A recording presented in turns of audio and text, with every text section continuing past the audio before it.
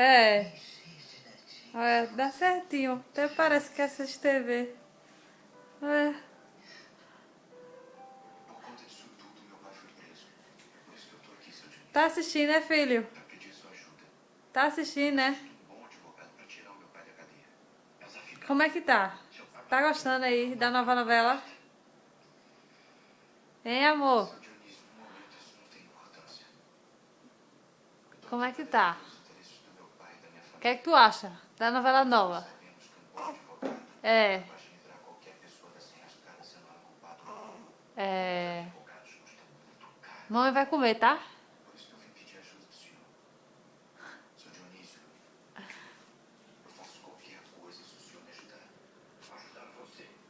A mim, ao meu pai e a toda a minha família. O senhor pode ter certeza que eu serei eternamente grato ao senhor.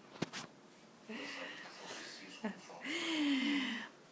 Tu tem 23 dias, tem, menina? Como assim? Entendo, filho. Como você conseguiu esse advogado? Não importa, mãe. O que importa é que eu consegui um advogado, um bom advogado. Se duvidar, amanhã mesmo o seu Donato já está solto. Tá bom, mamãe vai parar.